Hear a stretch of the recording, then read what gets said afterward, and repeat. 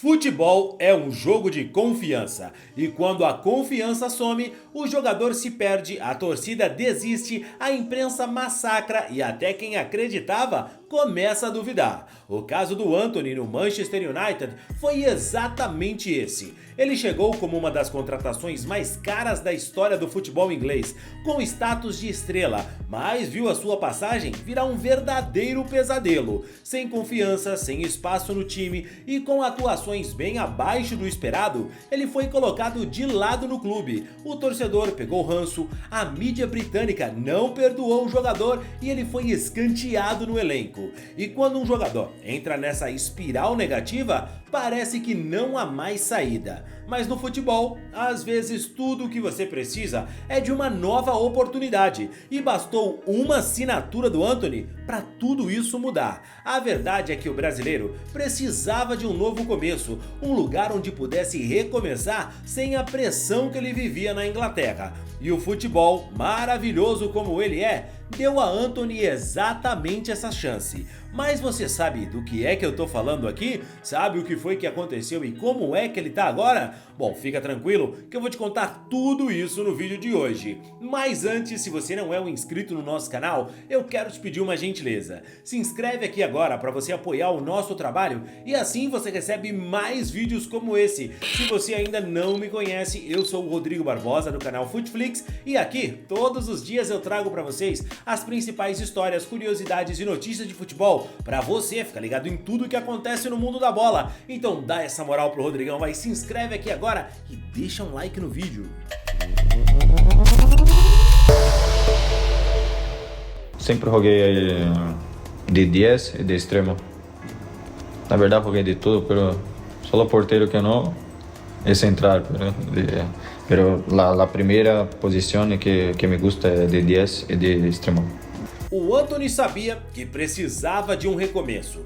Ele passou meses convivendo com críticas, desconfiança e com o rótulo que qualquer jogador quer evitar, o de fracassado. No Manchester United, o atacante brasileiro se tornou alvo da torcida e da imprensa inglesa, sendo considerado uma das piores contratações da história do clube. Comprado por cerca de 100 milhões de euros, nunca conseguiu justificar o investimento e a sua fase ruim dentro de campo se agravou ainda mais com as polêmicas fora dele. A pressão era insustentável. Sem moral no Manchester United, com a torcida, a imprensa ou com a própria comissão técnica, o Antony precisava muito mesmo, de novos ares. Foi aí que o Betis apareceu como uma oportunidade de ouro, um clube que já tinha tradição de apostar em brasileiros que jogam um futebol ofensivo e que poderia oferecer o protagonismo que o Antony havia perdido. Mas essa mudança também era um risco. Se ele não conseguisse render, se continuasse errando como estava, a sua situação ficaria ainda pior e sua carreira,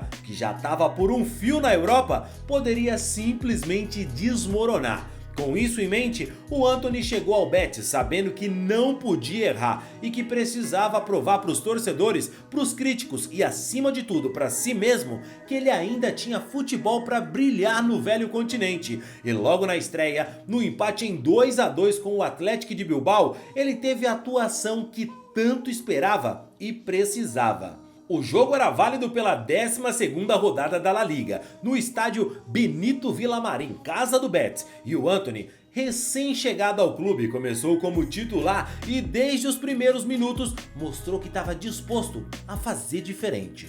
Movimentação intensa, jogada individual, sem medo de partir para cima e sem firula desnecessária, mostrou aquele Antony que a gente sabia que existia. O Antony que apareceu em campo não era aquele que o torcedor do Manchester United se acostumou a ver errando dribles e parecendo inseguro em campo. No Betis ele parecia mais solto, mais confiante e essa postura rapidamente deu resultado. No primeiro gol do Betis, o Antony arriscou um chute de fora da área, a bola veio forte, o goleiro do Bilbao espalmou, mas o meia Isco estava atento e aproveitou o rebote para balançar as redes. Uma jogada que na hora rendeu aplausos da torcida do Betis para o brasileiro e ali já estava claro que ele ia ter bastante impacto no time. Tenho muitos. Conquistaram na Copa do Mundo, na Champions também, pero a Copa do Mundo é o sonho mais grande que tenho.